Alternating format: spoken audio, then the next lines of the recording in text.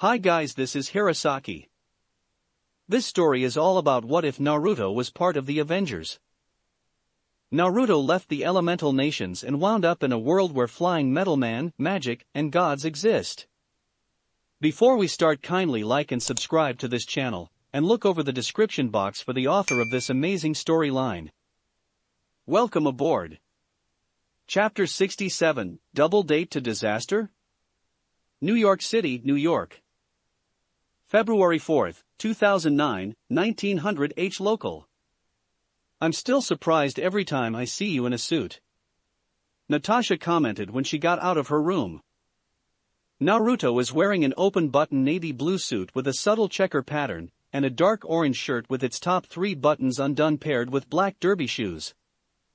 He turned around to look at Natasha, and saw her wearing an oversized white shirt that hose halfway down her thigh. Whether she's wearing underwear or not is up for debate. I know, right? I hate putting on these things, Naruto replied while trying to loosen up his collar. Is Jess ready? Almost. She's just finishing up. Naruto nodded before returning to his fidgeting. Natasha walked towards him and placed a hand on his arm. Calm down, Solence. It's like you haven't done anything like this before. It's because I haven't gone on a double date with one of my girlfriend's sisters, Naruto answered. It's easy. Just imagine that it's like having dinner at Clint's place.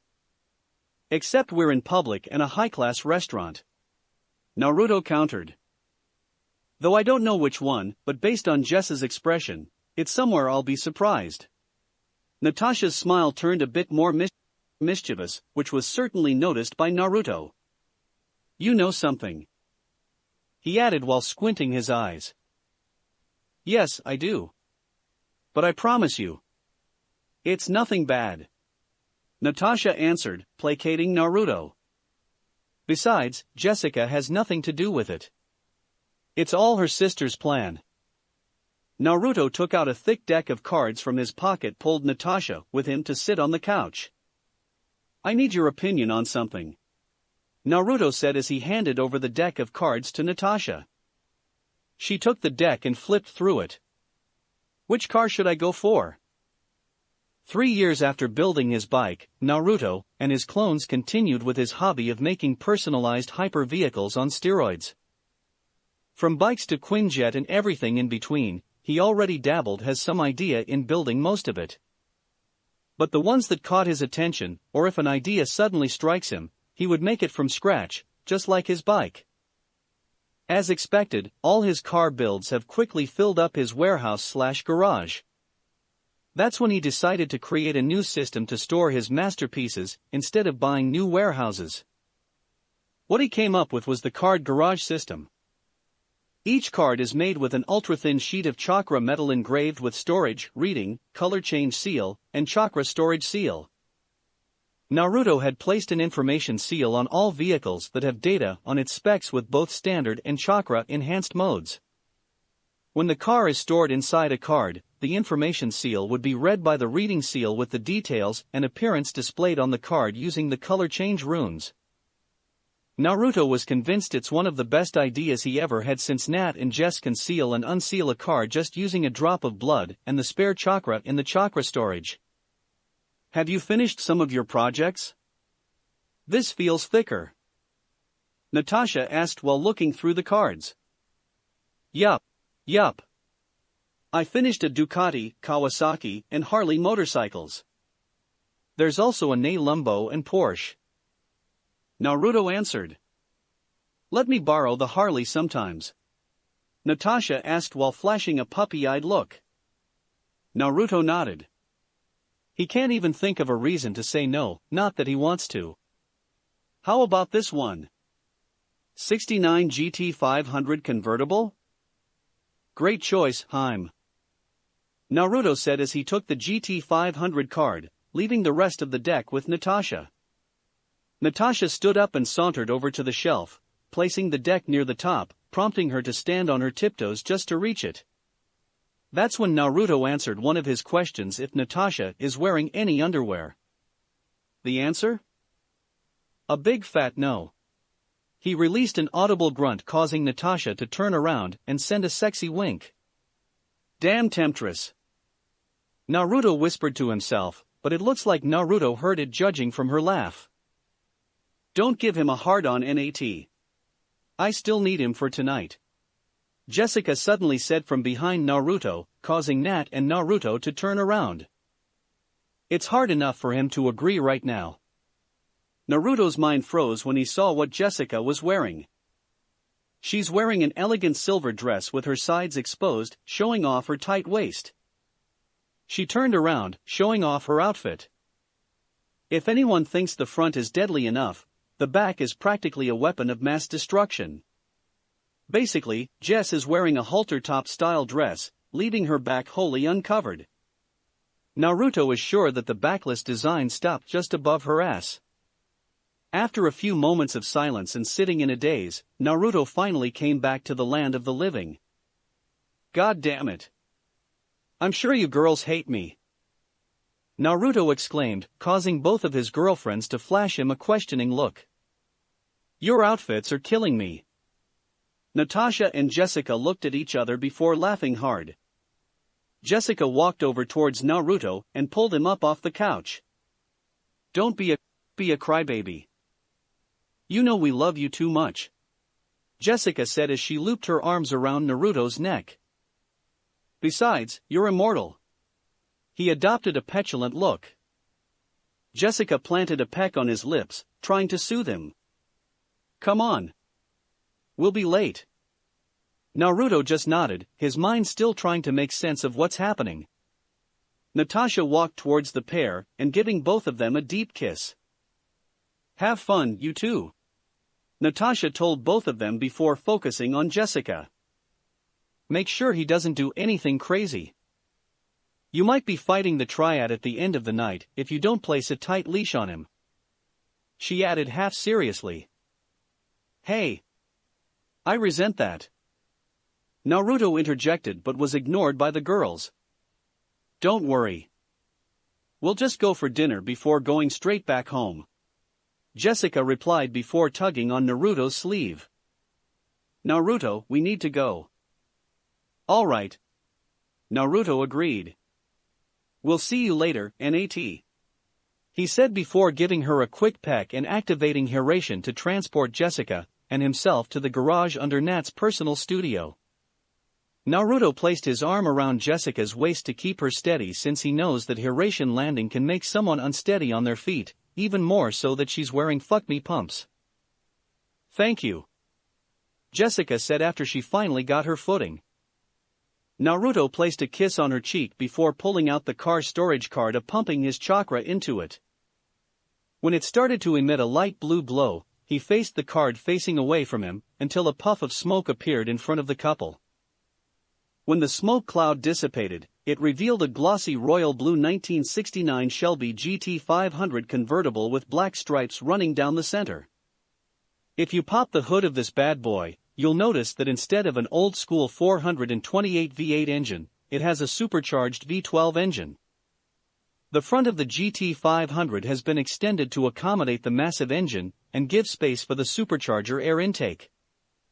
Just like any of his builds, there is more to the GT500 than meets the eye. Chakra metal and seals have been used anywhere possible. The piece de resistance was the inertial seal he used in the cabin, which he adopted from the Hirosaki seal. I really want to use those babies. Jessica commented with a groan. Living with Natasha and Naruto for an extended period inevitably caused her to be a motorhead. Why not? I leave most of the deck at the apartment. I even leave the B-2 bomber card there. Naruto asked. First of all, I have no use of a souped-up bomber with what most likely be loaded by a real nuke. Jessica replied with a stern gaze. Naruto's suspicious whistling confirmed her statement. Secondly, we're in New York. It's easier to take the subway. He was forced to agree with what she said. Finally, I got in as a Type C scholarship for some reason. I can't show anything excessive, or I might lose it. Naruto can't correct Jessica's statement as it might confirm her suspicion that he just manipulated the system to get her in. On that note, he needs to make a sleeper car to give Jessica. Maybe a 1970 Mustang that has a false exterior, or a 90s Japanese tuner. Let's talk about that later. Naruto walked towards the driver's side door and opening it. Come on. You said we need to hurry. Naruto and Jessica got inside the car before quickly driving off towards the streets. You still haven't told me where we would go. Naruto told Jessica. Just head towards Midtown for now. Jessica replied with a mischievous smile. New York City, New York. February 4, 2009, 2000H local. I don't know if I should kiss you or not. Naruto deadpanned as he was waiting in line for the valet. It's Patsy, or rather Trish. Jessica corrected herself. Is the one that chose the restaurant. Besides, you love the food here. Naruto looked at her incredulously. Of course, I love it. Naruto exclaimed. That's my restaurant. Shikugakure, the famous fast food restaurant, has started to open up high-class versions in prime locations ever since the partial merger with Stark Industries. Naruto had to create a whole new menu when Stark mentioned the possibility of opening up a new type of Shikugakure.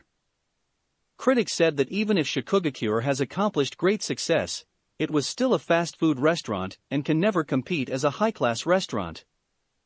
Everyone changed their tune when the restaurant first opened.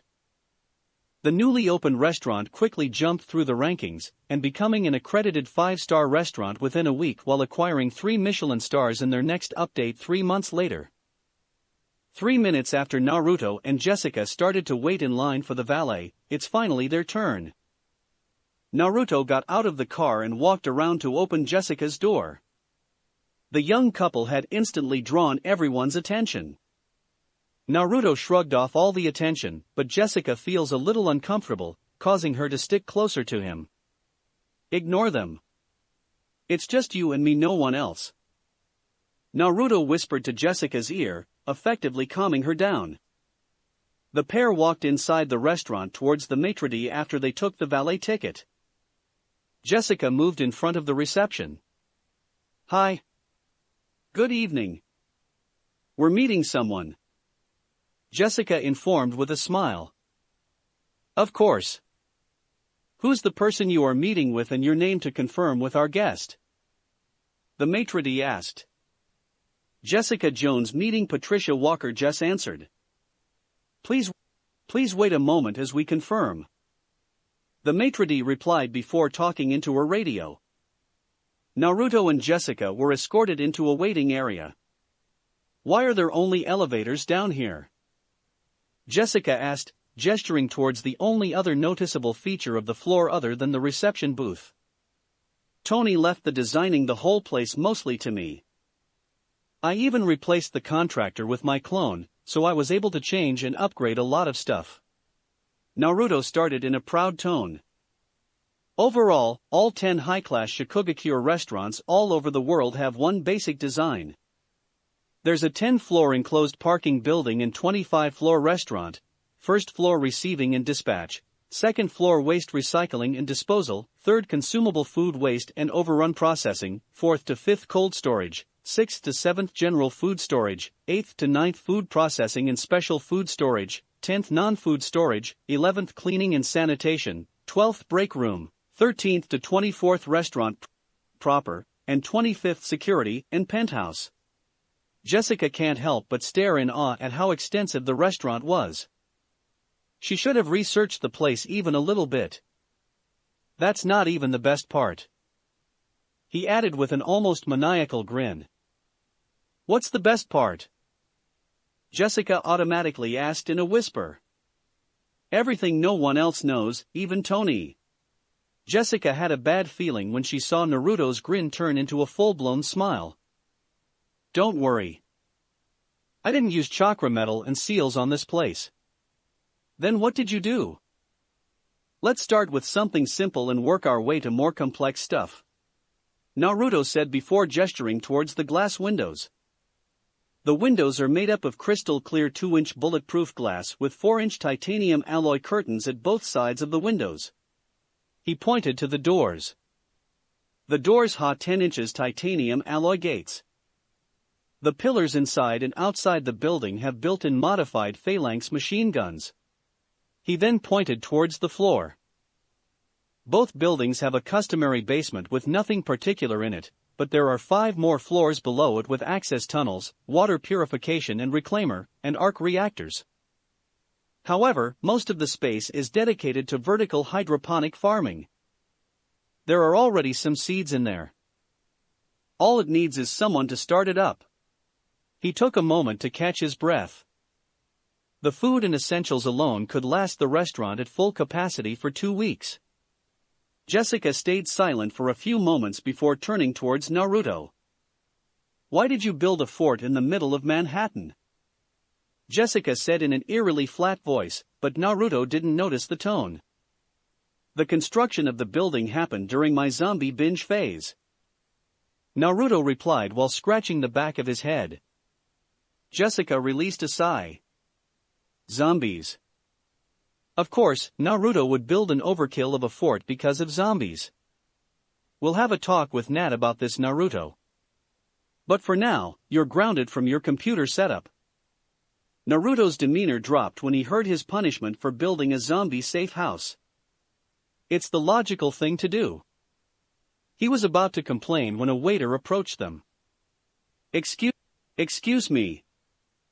Ms. Walker and company are waiting for you." "I'll take you to them," the male server said. Naruto quickly turned his head to the waiter while delivering a small amount of killer intent, which caused the server to take an unintentional step back. Jess tugged onto Naruto's arm to stop him from killing the guy unintentionally. "Thank you," Jessica told the server with a smile. It was barely enough to calm him down. "We'll follow you," she continued while pulling Naruto up from the seat. Her whiskered boyfriend was still sulking due to his temporary computer ban. The waiter gulped down to hide his nervousness before walking towards the elevators. Jessica looped her arm around Naruto's and led him to follow the waiter. The trio got out of the 20th floor. The mood was considerably lightened through the short elevator ride. All Jessica had to do was give random kisses and running her hands through Naruto's golden hair. Jessica looked in around the large restaurant floor. It has a modern, classy look, complete with a stage and dance floor. There are wide spaces between the tables preventing it from looking cluttered, while the server room and bar area are at the back of the room. The waiter led them around the tables towards the area where the booths with privacy walls and translucent crystal doors are set up. The server knocked on the door. A few seconds later, the door released a light green glow before the waiter opened the door.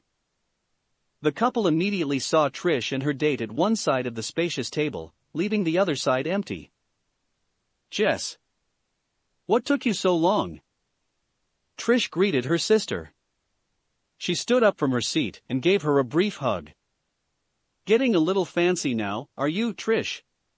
Jessica greeted back with a little teasing before moving to the side.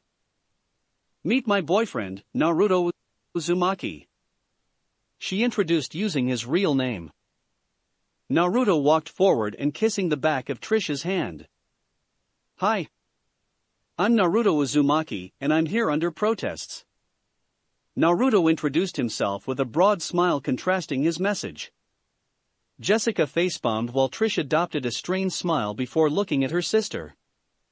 "Do I want to know?" Trish asked. "I just grounded him from playing with his computer." "Don't mind him," Jessica answered exasperatedly. "But my guildmates and I have a scheduled raid on Saturday." Naruto whined. "Then you shouldn't have placed phalanx machine guns in the building." "But they're awesome. With a fire rate of 10,000 rounds a minute, they could mow down 1 million zombies per minute, at least." "You have 100 machine guns," Jessica exclaimed, not noticing the curious stare from her sister and date. That's it. You're grounded for 2 weeks. Naruto exaggeratedly dropped down to his knees and sent a silent scream to the heavens. Jessica's face turned the same color as Nat's. Trish is trying to stop herself from releasing a full-blown laugh, while her date decided to satisfy his curiosity. Excuse me? Are you talking about a Vulcan phalanx CIWS? Trish's date asked. Naruto quickly recovered and stood up to his feet like nothing happened. He stared at the guy dead in the eyes. All right. Who are you, jarhead? Can't you see I'm in pain since my girlfriend banned me from my WoW raid? Naruto asked, but the man just returned a disarming smile before standing up. Right. The man extended his hand towards Naruto. I'm Billy Russo, Marine Corps. Chapter 68, Teaser. New York City, New York. February 4, 2009, 20:30 H local. I'm Billy Russo, Marine Corps. William Russo or Billy is a 6 feet 1 inch Caucasian with dark eyes and hair. As evident from his nickname, Billy has an attractive face. Combining that with his muscularly lean body and tall frame, he never had problems getting the attention of women and some men. His history, though, is as dark as his eyes. Billy was abandoned by his meth-addicted mother outside a fire station at a very young age. The system took him in, causing him to bounce from foster home to foster home until he was placed in the Ray of Hope group home. That's where he found his love for baseball and the formation of his dream to be the next Joe DiMaggio. Although, that dream of his would crash and burn even before it can take off.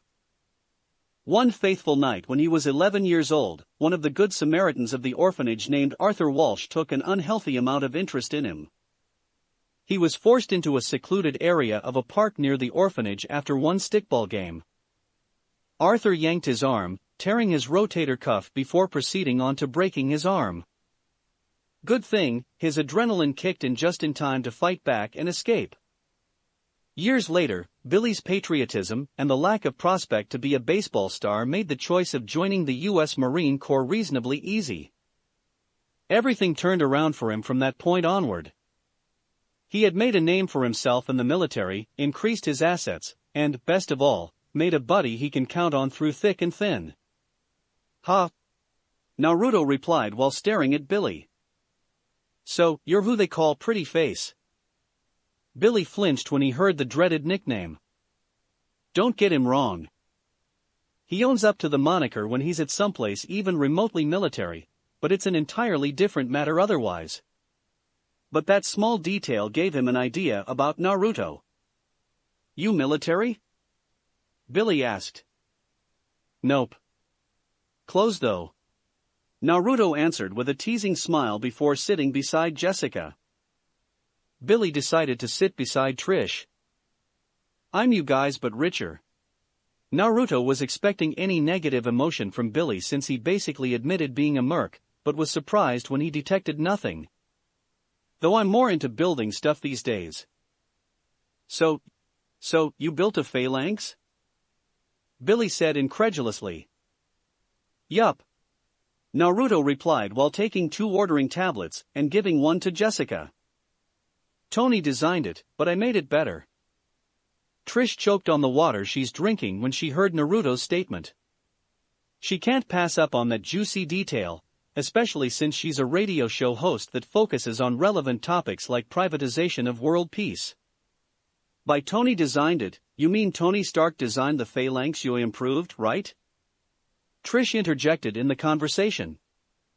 Chapter 69, Not a Quiet Night. New York City, New York. February 4, 2010, 20:30 H local. I'm Billy Russo, Marine Corps. William Russo or Billy is a 6 feet 1 inch Caucasian with dark eyes and hair. As evident from his nickname, Billy has an attractive face. Combining that with his muscularly lean body and tall frame, he never had problems getting the attention of women and some men. His history, though, is as dark as his eyes. Billy was abandoned by his meth-addicted mother outside a fire station at a very young age. The system took him in, causing him to bounce from foster home to foster home until he was placed in the Ray of Hope group home.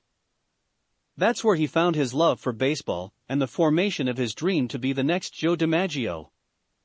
Although, that dream of his would crash and burn even before it can take off. One faithful night when he was 11 years old, one of the Good Samaritans of the orphanage named Arthur Walsh took an unhealthy amount of interest in him. He was forced into a secluded area of a park near the orphanage after one stickball game. Arthur yanked his arm, tearing his rotator cuff before proceeding on to breaking his arm. Good thing, his adrenaline kicked in just in time to fight back and escape. Years later, Billy's patriotism and the lack of prospect to be a baseball star made the choice of joining the U.S. Marine Corps reasonably easy. Everything turned around for him from that point onward. He had made a name for himself in the military, increased his assets, and, best of all, made a buddy he can count on through thick and thin.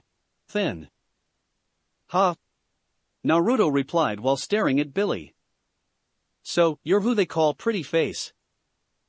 Billy flinched when he heard the dreaded nickname. Don't get him wrong. He owns up to the moniker when he's at someplace even remotely military, but it's an entirely different matter otherwise. But that small detail gave him an idea about Naruto. You military? Billy asked. Nope.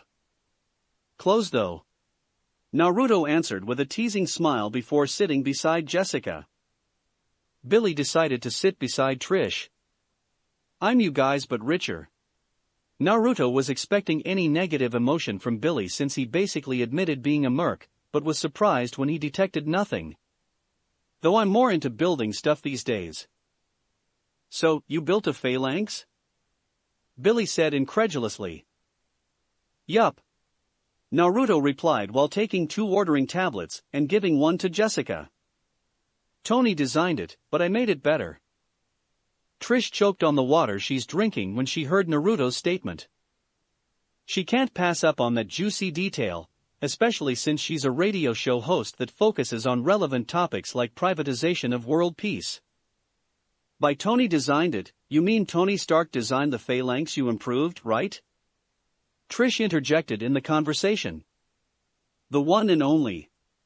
Naruto answered before looking over Jess's shoulder, brushing off how monumental is that information.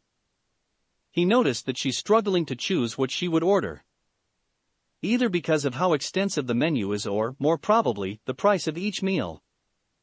Get whatever you like, but I would recommend the meals on page 6. He reached inside his pocket and took out a black metal card and placed it on top of his ordering tablet. Everyone in the booth was looking at it curiously to see if something would happen. I got the bill for tonight. No, don't worry about it. It's my treat. Trish countered.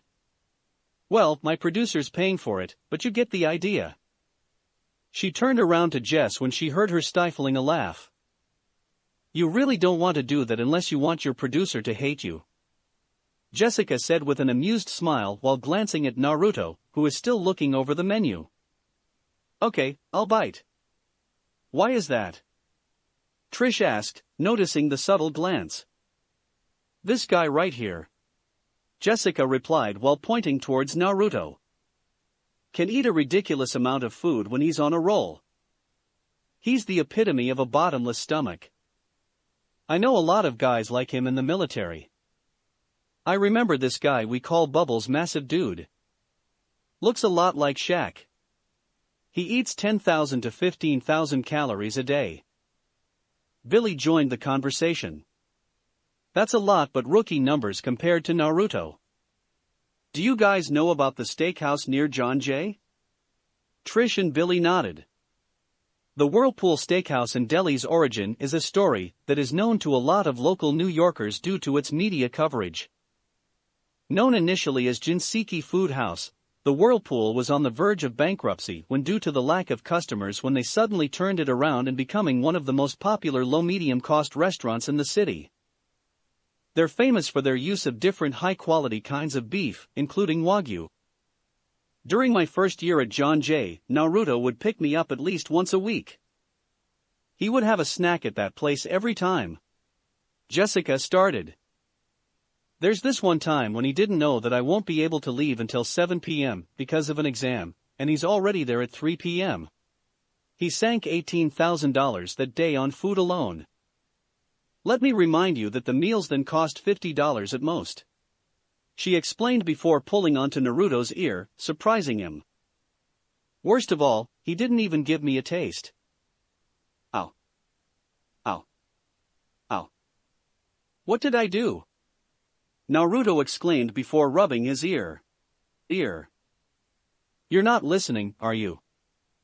Naruto shook his head no. You're busy ordering, right? This time he shook his head yes. We were talking about the whirlpool. That's just foul. Naruto said with a shake of his head. I was hungry and bored. That's a bad combination. He defended. You didn't even leave me a sandwich. Jessica countered. The argument/foreplay would have continued if not for a sudden notice that there's someone at the other side of the door. Trish quickly stood up and unlocked the door. The door opened, revealing a man wearing a suit carrying a tablet of his own. He walked in and closed the door behind him. Mr. Uzumaki. I'm Ellis Jackson, the general manager for the week. The man introduced himself respectfully. Naruto moved out of his seat and approached the GM. We have prepared the penthouse and rooftop suite if you would like to use it. Naruto placed an arm around the GM's shoulder and pulled him closer. Nah, don't worry about it. Just keep the orders coming, and all would be a-okay. I have a request though. Well, 3 actually. Just tell me what it is, and I'll sure to make it done. The GM replied enthusiastically. Trisha and Jess could practically see a wagging dog's tail behind him. First, cancel their orders. They have no idea what they want. This drew various reactions from inside the booth, but Naruto ignored them. Secondly, open up the secret menu for us. I know for a fact that the ingredients came in last night. That certainly got everyone's attention. Lastly, don't tell Tony that I'm here. You don't need to hide, but just don't inform him. I'll head to the system port and do what you asked for, Mr. Uzumaki. The GM said before rushing out of the booth. Naruto gave himself a nod before sitting back on the chair. He could feel the stares of Trish and Billy on him, but thought nothing of it. Jess is by his side, trying to hide her amusement. Hold up. Are we just going to ignore that? Trish voiced out. Billy agreed with that statement. Ignore what? Naruto replied flatly while combing through the menu, possibly looking at the secret menu which everyone was waiting for. That. Billy supplemented before pointing at the door. He acted like he's your boss, and you're going to fire him any time. Especially about being the general manager for the week thing. Trish added. That's because I can fire him, and unless he got at least 75 over 100 on his weekly assessment, he would be axed at the end of the week. Naruto answered seriously. Trisha and Billy gawked at Naruto like he grew another head while Jessica is thoroughly enjoying that someone else's minds are blown this time. Naruto, on the other hand, kept on ordering foods. After a significant amount of time, Trish finally decided to break the silence. Jess, we're going to have a long talk after this. Trish told Jess without any room to argue. Jess let out a hearty laugh, /. Come on. Let's order. I'm getting hungry. Naruto exclaimed with a cheerful disposition, contrasting his earlier attitude. Jessica released another chuckle before picking up the ordering tablet, which Trish and Billy copied. Seriously, Tony's Mark II suit costs around 100 mil, and he uses it as a coat rack. He won't even let me borrow the thing. Naruto exclaimed before taking another sushi. I'm telling you. The governor is an asshole and a pervert. He only looked at my face like 30% of the time. Trish complained emphatically. My classmate would still be trying to get into my pants if Naruto didn't scare the living shit out of him. I mean, who doesn't understand that when a chick breaks your arm, she's not interested? Jess said before downing a shot of sake. Frank then caught the grenade midair before throwing it back from wherever it came from. To this day, that's one of the most badass and flashiest things I ever saw. Billy finished his story. Oh yeah. That hit the spot. Naruto exclaimed while snuggling towards Jess. You ate like 10 full courses. I would be surprised if it didn't hit the spot. Jessica teased while running her hands through his hair, causing him to drowse off. Goddamn Jess. You need to marry him ASAP if he cooks like that. Trish commented while leaning on Billy. We can't precisely marry unless we go to the Middle East. Jessica replied awkwardly. Oh right. Forgot about that part. Trish let out. Okay. What are you guys talking about? Billy interjected. Why do you need to go to the sandbox just to get married? We're not exactly in a conventional relationship. Jessica answered, still not stopping from running her hands through Naruto's hair. She's hoping he would fall asleep and pass the conversation, no matter how unlikely it was. Let's just say I'm girlfriend number 2. He's cheating with you? Billy asked. No. Jessica vehemently denied. We are in a polygamous relationship. We even live in the same apartment. Damn. I don't know what to say. Billy admitted absent-mindedly. The trio continued with their conversation for a few moments before Naruto suddenly straightened from his seat and reached inside his pocket, earning a few questioning stares from everyone. He pulled out his phone and pressed a button. Hey. Tony. You're on speaker. Naruto greeted. Hey, hi. Tony greeted back. What are you doing? He asked, but you can hear the wind rushing from the other side. Billy, Trish, and Jess are listening in on the conversation, especially the first two since they're assuming that this Tony is Tony Stark himself. I'm on a date with Jess and her sister. Naruto answered. What? You're adding another one. Tony exclaimed. Hell no. Jess's sister is on a date with a jarhead. Naruto countered. Why is it so loud there anyway? That's what I wanted to talk to you about. Tony said while a series of gunfire can be heard in the background. I need some help. You have someone near the East Village? Yeah. I'm in Shoku right now. Great. Can you send over my suit? These assholes won't let up. All right. Give me a minute. Naruto grumbled before placing the phone back in his pocket. He took the car keys and valet card from his pocket and handed it over to Jess. I have to go. You can go home ahead of me if I'm not back. Sure, you want me to take the GT? Jess asked with a raised eyebrow. Why not?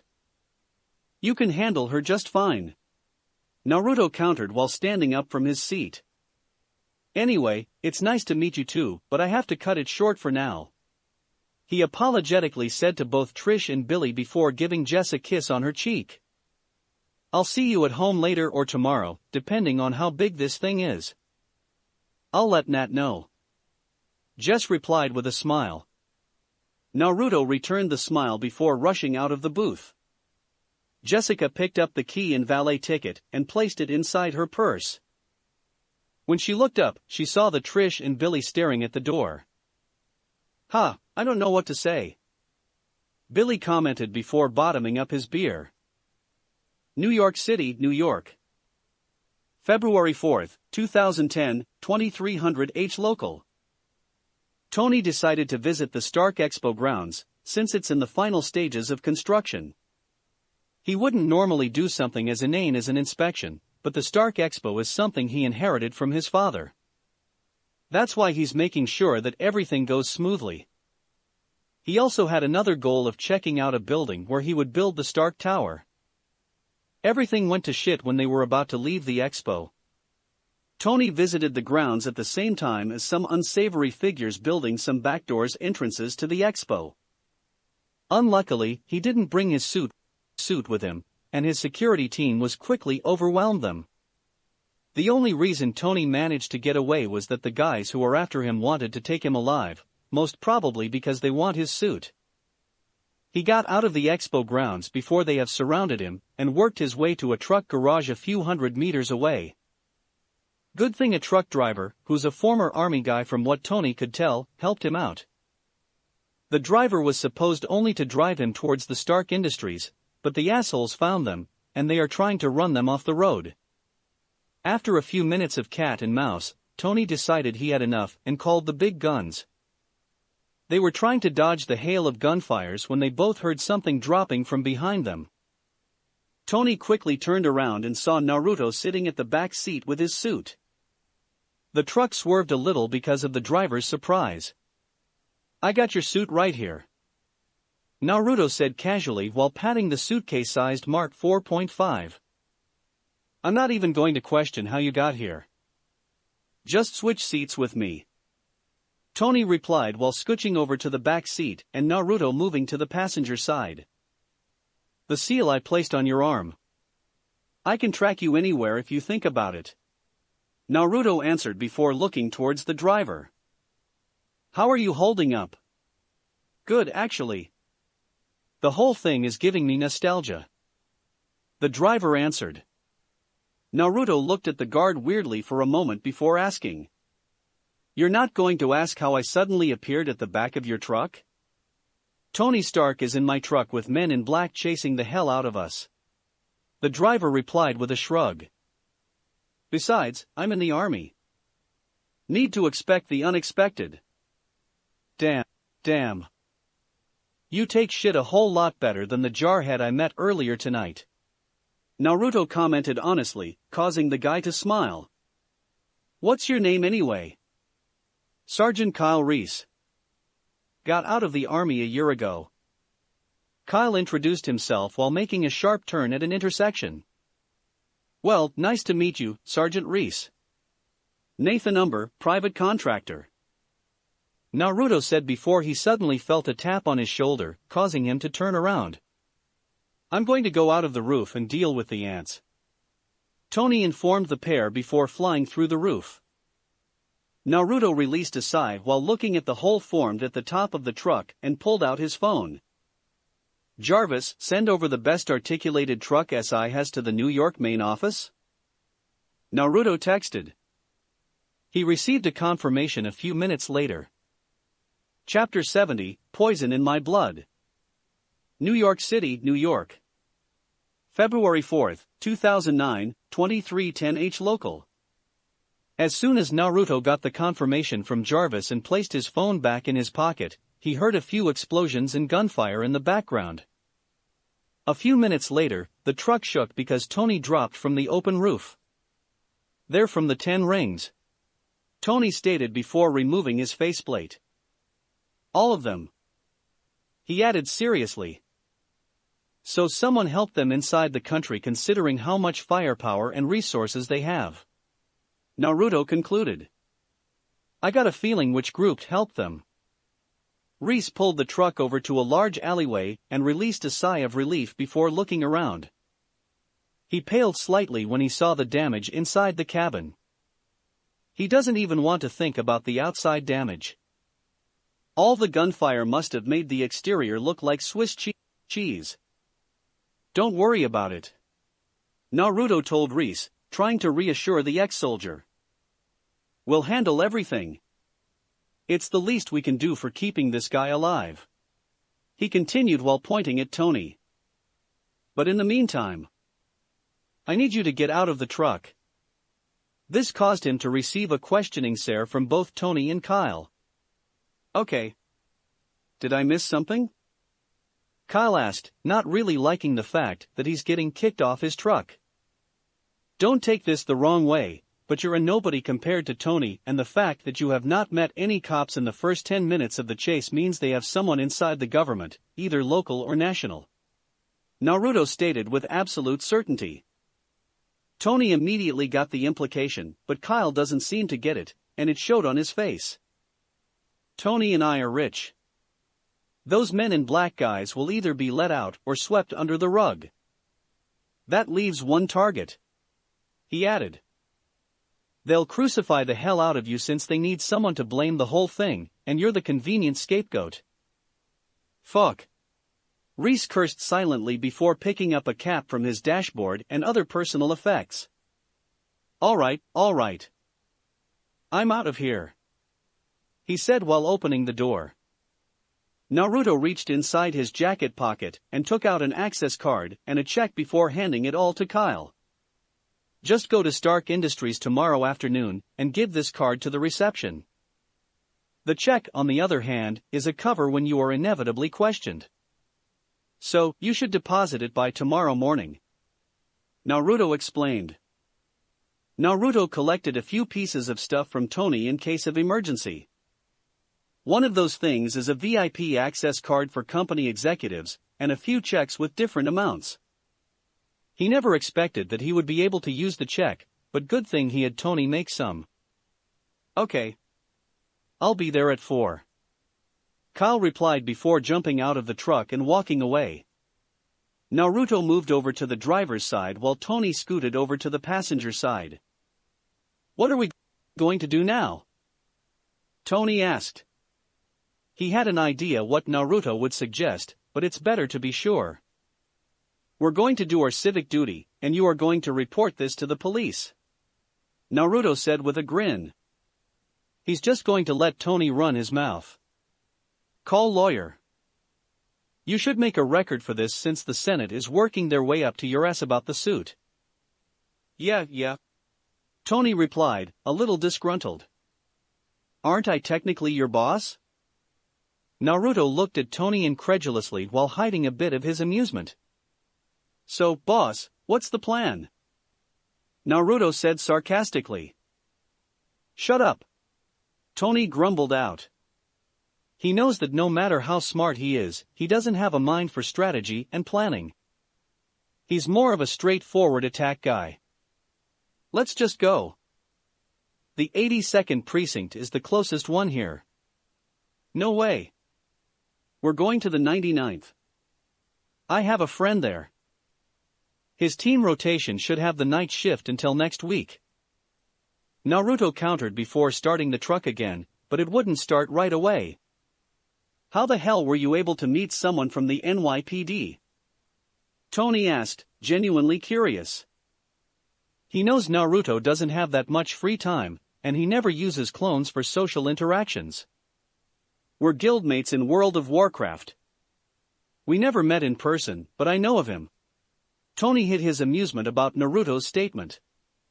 He can't help but imagine a pasty white desk cop that may be on the larger side of the size scale. He was snapped into thinking when the truck finally started. Oh yeah. Let's go. New York City, New York.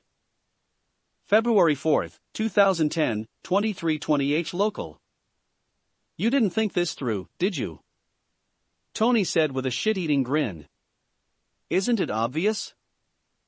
Naruto groaned out while continuously banging his head on the steering wheel. Now, one might wonder what mess Naruto got himself into this time. Well, this mess this time is caused by simple oversight. He forgot the fact that cops would immediately surround a semi that parked in front of a police precinct. You get the assault rifle and spotlight bonus if the truck is littered with bullet holes. The only reason he could think of why they aren't being forced out of the vehicle was that Tony is inside the car while wearing his Iron Man suit. Naruto only looked up from the steering wheel when he heard the telltale noise of a megaphone. Get out of the vehicle slowly while keeping your arms up and hands closed. Someone commanded, showing that the guy is somewhat knowledgeable about Tony's suit. Naruto and Tony can't see the guy since the spotlights are making him look like a silhouette. Naruto and Tony nodded at each other before following the instructions. They slowly walked in front of the truck, while still keeping their arms up. Eham. Tony cleared his throat, effectively getting everyone's attention. We come in peace. He loudly added, successfully imitating a first encounter. We would like to speak with. He continued before facing Naruto. What was the guy's name again? He asked in a whisper. Ebony Eagle loves yogurt, Ebony Eagle 3 yogurt. Naruto answered. Seriously? Tony groaned out. Didn't you know his name? Of course I know. But he doesn't know that I know. Naruto reasoned. I'm not saying that. Tony gritted through his teeth. Fine. Then I'll do it. Naruto said before taking one slow step forward, but that's enough to get everyone's attention. We are here to report a crime. Not done by us, obviously, but to us. Evident by the bullet holes all over the truck.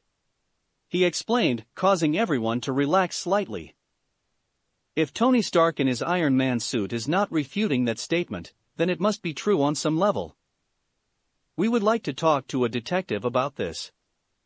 His gaming handle is Ebony Eagle Loves Yogurt. Naruto was waiting for the inevitable round of laughter, but he could see that everyone turned their head towards the guy carrying the megaphone to his surprise. The huge guy walked forward, finally making him visible to both Tony and Naruto. I'm the Ebony Eagle. Detective Terrence Terry Jeffords. A muscular African-American man spoke up confidently. Everybody stand down, but Squad 1 to 3 will remain on guard in case something happens. We are officially on high alert. He ordered, causing Tony to raise an eyebrow since a detective doesn't have the authority for something like that. Come on. Let's get inside and write up a report about it. He added before walking back inside the precinct. Naruto shrugged at Tony before following behind Terry, but not before noticing that none of the cops are following. They must be Squad 1 and 2 while Squad 3 is at the balcony. So, how'd you know about the Ebony Eagle? Well, everyone in the Guild of the Band of Heroes should know about the Immortal Paladin. Naruto answered. Terry stopped in his tracks and looked at Naruto. Your voice does sound familiar. Terry replied while thinking back on the guild members, and he could only think of one guy. Their sketchy night elf rogue. Ninja? The one and only. Damn. Terry exclaimed while looking at Naruto up and down. His years of being a criminal detective enabled him to see how expensive the blonde's suit. That's not even mentioning the watch and shoes. And you're playing Warcraft. I have nothing to do on the weekends, and I like playing games. Naruto said in a matter-of-factly kind of way right before they got inside the elevator. Tony took a hesitant step inside the elevator when he saw how old it looks like. The suit weighed quite a bit, even if he removed most of the armor plating and used lighter, but weaker materials to greatly reduce the weight. However, the suit still weighs 150 kilograms. Still a long way from his goal of 20 kilograms, but still lighter than his 300 kilograms Mark III. So, it's clearly a relief when the overweight sign flashed, he didn't suddenly create a hole at the floor, or the elevator didn't straight up crash. Weekends? Aren't you online every day since I can see you from time to time during my day offs? Terry mused out loud. I have someone that goes online for me every day to get the daily login bonus, especially when I'm busy. Naruto replied. That someone, however, is one of his clones though. Terry just nodded and waited for the elevator door to open, but he didn't expect complete pandemonium from the other side of the door. That's not exactly right. He expected an uproar, but because of the sudden attack, not because of Tony Stark. Everyone is lined up in front of the elevator with an excited look. At the helm of the crowd, a certain Jake Peralta. Ames. He has his suit on. Jake practically shouted before walking towards Tony with a marker. Sign my arm for me, please. Tony practically beamed when he heard the statement. He thrived in being in the center of attention. That's just how it is ever since in college, and though his family is off limits. He immediately went into his practiced routine when dealing with fans, when he actually gives a fuck, unlike most of the time. While the rest of the crew are surrounding the Iron Man, Terry guided Naruto to his desk so that he could at least say that someone is doing their job. He wouldn't admit to anyone that he would ask for an autograph later. What guy doesn't appreciate a full-body suit of armor? Terry gestured to Naruto to sit down beside his desk and opened up a police incident report. So, tell me what happened. Terry told Naruto. Ooh. Do I have a story for you? Naruto said excitedly. It started when my girlfriend arranged a double date with her sister. New York City, New York. February 4, 2010, 0000H local. If that's really what happened, I'll never doubt the stories you are telling in the chat. Terry said after 30 minutes of Naruto's storytelling while reading over the incident report. It looks like the script of an over-the-top action movie. But maybe that's just how your life would be if you're friends with Tony Stark. I'm going to send this to the servers and request for someone to look into why no one responded to a car chase through the city. You could ask Tony for a video copy of his attack to add to the file. Naruto replied. That could certainly help. Terry answered. Naruto nodded and looked around for Tony. He saw him in the break room, still surrounded by excited cops listening to some of his stories. He's pretty sure that some of the stories Tony told are classified. The blonde ninja stood up and approached the armor-wearing genius. Tony. Naruto called out. We can go now, but can you leave a copy of the counterattack for filing? He added. It looks like time's up. Tony said to the crowd, causing some to groan in disappointment. He walked out of the room and approached Naruto. I just need a USB port to connect to. Connect with Terry's desk. I'll talk to him for a while you upload the AV. Naruto replied. Naruto and Terry talked about different topics, but mostly focusing on PC gaming while Tony uploaded the AV from his suit. 5 minutes later, Tony finished his upload. The pair said a quick goodbye to everyone in the station before Tony flew out of the station balcony while carrying Naruto. They landed in an alleyway a few blocks away from the 99th precinct. No matter what happens, we're never going to do that again. Naruto exclaimed as soon as they landed while moving away from Tony and moving his pants around. I was practically wedged throughout the whole flight. Tony's faceplate opened up and looked at Naruto incredulously before releasing a burst of full-blown laughter. Naruto waited for Tony to calm down with a deadpan stare. You done now? Tony wiped an imaginary tear from the side of his eyes before straightening back up. Yeah. Tony answered. Want me to carry you back to wherever you live in this city? He asked seriously. Fuck you. No need to be vulgar. Tony countered while still having that shit-eating grin of his before getting a serious expression. You told me you had an idea about who helped the 10 rings. Let me cut you off right there. Naruto interjected while fixing up his suit and tie. I'm 90% sure who helped them, but I'm not giving you any detail about them. He saw Tony was about to cut in, so cut him off before Tony could even say anything. First of all, I ain't telling you squat about the group. Information about this group is above top classified and they're massive. At least 50 times more powerful than the 10 rings even after I've been slowly chipping away their forces in the past 3 years. I have a group already that's preparing to bring down this group, but you might just fuck everything up if you come barging in. He explained, but purposely leaving out the information that they are the same guys that attacked during Tony's wedding. More importantly, you're not fit enough to do anything about it now. What are you talking about? Tony asked, acting dumb. Oh, come on. Don't use that bullshit on me. Naruto exclaimed with a sneer. did you forget who I am? I'm a fucking god with magical bullshit eyes. I can practically feel your life force ebbing away. It's much worse when you are actively using your suit. I can see the palladium wreaking havoc inside your body. Tony remained silent throughout the explanation. The only reason I haven't told Pepper anything was because you're doing something about it, like the chlorophyll, or the secret research into other possible sources of energy.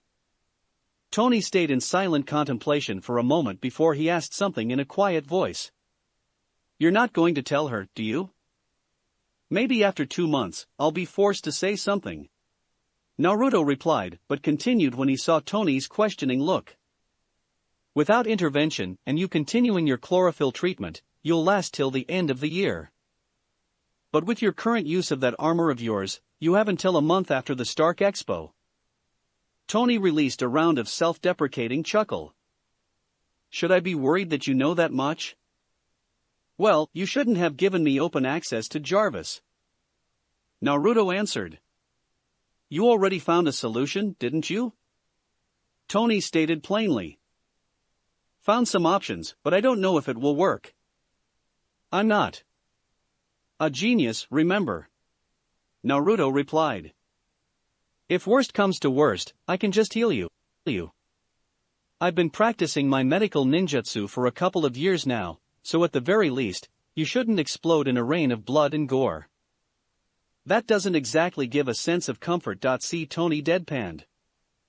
It shouldn't, Naruto said with a grin before looking at his watch.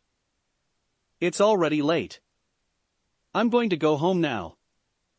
I want to see if the ladies are still awake. He continued before suddenly disappearing, leaving Tony in the sketchy alleyway. Fucking overpowered magical ninja, leaving me alone for some chicks. Tony grumbled before suddenly stopping. What the hell am I saying? I would drop everything too for my girls. He added before flying back to Stark Industries to check on his security, since they should be there according to Jarvis, although some are pretty banged up. Chapter 71, The Hunt in Rio Part 1. Rio de Janeiro, Brazil. February 20th, 2010, 2000 local. So, where are we this time? Eric asked as soon as his sense of nausea disappeared. He's carrying a duffel bag and a large suitcase filled with techs and weapons. Rio. Naruto answered while checking around his safe house. He needs to make sure that it's all stocked up and the security measures are in place. Since this is your last outing, I planned something special. He added with a maniacal grin. Why is that giving me some bad vibes? Eric said with an incredulous look. Because it should. You never encountered something like this. Naruto replied. You have to make a choice before we start though. What is it? This mission has 2 parts. You can just take the first part and be done with it, or you can go all the way with it. You have to keep in mind that depending on what would happen, it could take 3 months before it's finished. Naruto stated while taking out a few ammo boxes from his storage seal. Eric thought about it for quite a while to think about Naruto's proposition. A year ago, he would say fuck that and take the easy mission. Everything pales in comparison to his dream of racial equality with Wakanda at the helm. But now, he knows, shit would remain the same even if Wakanda is leading the world. There are 2 things you should know about. Naruto interrupted Eric's musing. First, you get the bead no matter what happens with this job. Succeed or fail. Just do half of it, or do it all. You'll get it. He said while raising his forefinger. Secondly, this mission has a minimum casualty clause, so no killing if not necessary. That's where this ammo comes in. He pointed to the ammo boxes. These are knockout rounds. 1 hit anywhere in the body, and they're down for a day. Don't ask me where I got it. He then raised his ring finger. Finally, if for some reason you're not at or near Wakanda in June, somebody's going to pick you up. Eric was startled by that information, so he looked up and stared at Naruto. What do you mean pick me up? And who's going to do it? Eric asked. That's the rub, ain't it? Naruto flashed a mischievous smirk. Prince Chala, the current Black Panther, is really interested in meeting you. When he asked me about you, I can't exactly lie to the guy since I'm using their system for your beads. He lied but continued when he saw Eric's expression. Don't worry too much. Chaka has no idea about any of this. Fucking hell, man. Eric exclaimed. You do know that all Kimoyo beads need to be connected with the Wakandan system, as well as tuned into the genetic data of the royal family. Where do you think I borrowed those unassigned war dog Kimoyo beads? Naruto asked with an incredulous look. Fuck it. Eric let out. If someone's going to pick me up, either way might as well do this shit. Give me the long mission parameters. Excellent. Naruto replied with a smile. He knows he would be busy as fuck during Stark Expo as one of the stockholders, and make sure that the whole ground doesn't get blown to Kingdom Come. He took out a disc and threw it to the ground. It activated, revealing a holographic map of Rio. See that green dot at the favelas? He inquired. Eric nodded, prompting Naruto to press on the green dot. 2 holographic projections flashed up from the bubble. One is a pasty pepper-haired guy, and another is a massive green behemoth. The green monster is triggering something from his intel reports before leaving the military, but it wouldn't just come to him. This guy is Dr. Bruce Banner, hired by the US Army to recreate the super soldier serum. He tested it on himself when they were about to pull the plug on the project. The Hulk, as they like to call the big guy, is what happens when Banner gets angry, or just any instance where his heart rate goes up. Naruto told a short recap on Banner's profile. The Hulk has extreme strength, durability, and regeneration. From what I could tell, his stats go up if the big guy gets angrier. He continued while showing some footage of the Hulk. Your mission for today is to protect Banner at all costs and bring him stateside without getting detected. I'm not going to help with transportation, of course. What? You mean we're not going to get rid of the walking tank leaving in the middle of a heavily populated area? Eric asked in a disbelieving tone. Hell no. Are you a psychopath or something? Eric just raised an eyebrow when he heard Naruto's question. Yeah. I can't say anything about that, but think about it for a second. Naruto urged. The guy we're protecting Banner from is General Thaddeus Thunderbolt Ross. Eric grimaced when he heard the name. I know, right? I mean, the guy is patriotic, charismatic, and a dog in war, but the guy just doesn't have the brain cell for anything not related to war. He expounded. Add the fact that he drafted Emil Blonsky, the only other guy I can think of that's more bloodthirsty than you, to deal with a rage monster. Well, you get the point. Damn it. Eric exclaimed. Why am I escorting him back here though? 'Cause he might have found a way to cure himself, and that's 1,000 times better than Ross somehow finding a way to recreate it. Naruto replied. Any more questions? Nah. Not at this time, just the final details. Eric answered, to which Naruto nodded before answering. From what I can tell, Blonsky and 2 platoons of Black Ops guys carrying both heavy weaponry and incapacitation gears. Naruto explained. You can do anything you want to accomplish this job, but I recommend you approach him early in the morning and extract him out of the city to make sure that the good doctor doesn't get stressed. He suggested before flashing his trademark toothy grin. But if you want to make it more interesting, then by all means. Fuck that. I'm not suicidal. Eric commented while picking up the ammo boxes. You got anything to deal with the Hulk if it all goes sideways? Naruto stood up and walked towards the door. He opened it before answering. Run. Rio de Janeiro, Brazil.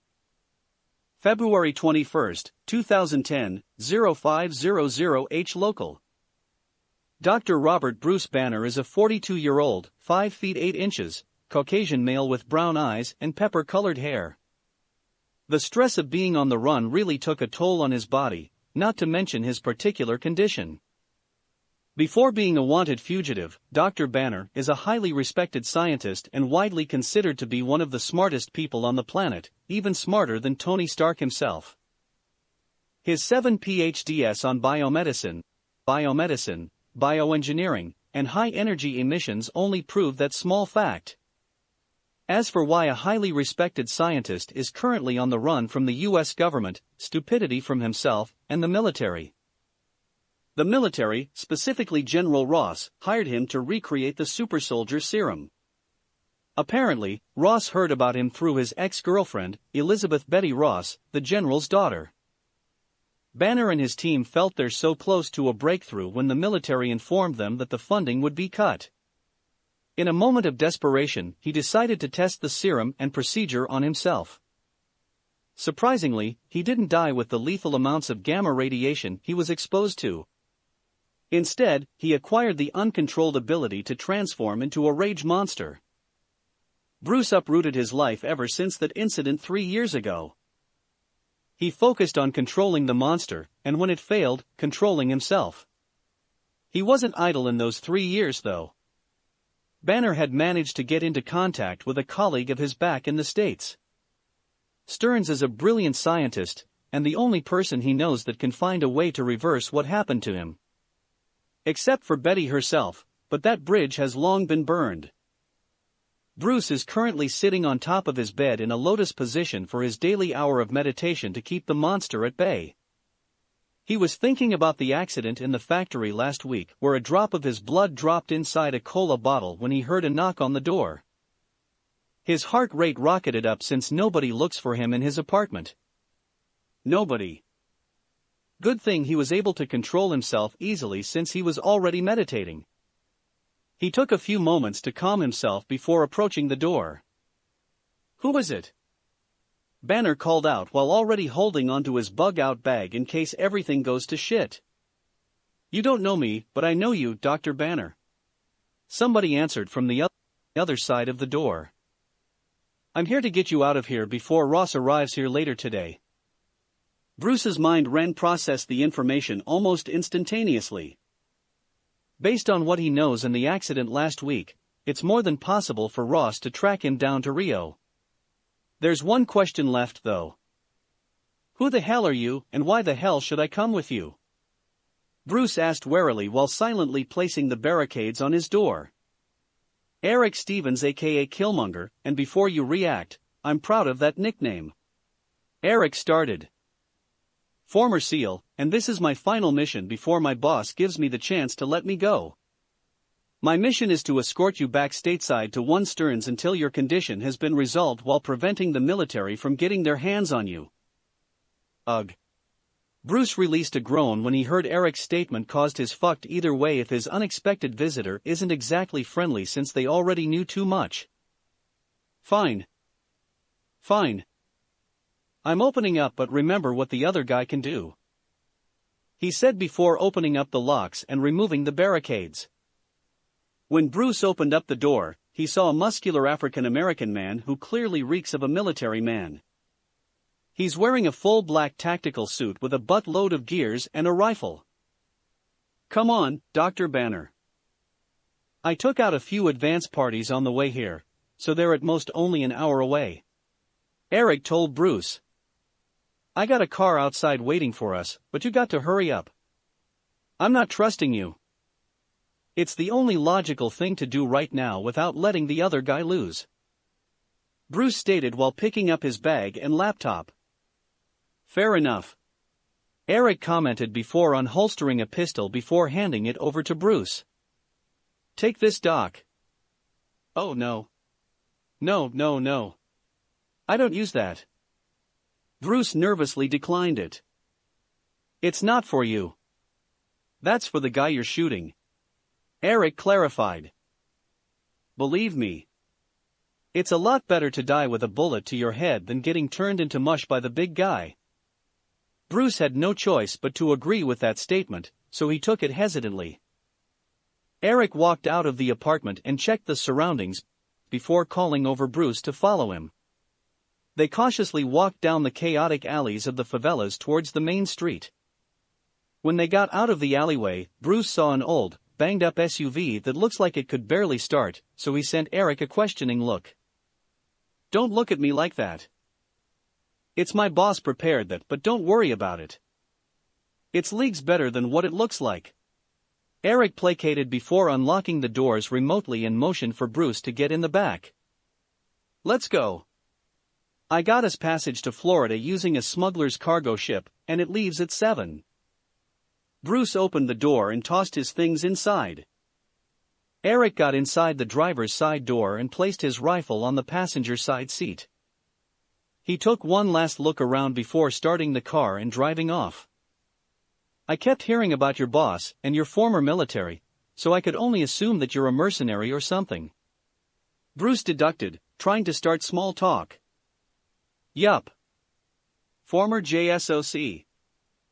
Hired, or more like bribed, by my boss 2 years ago to do some jobs." Eric answered.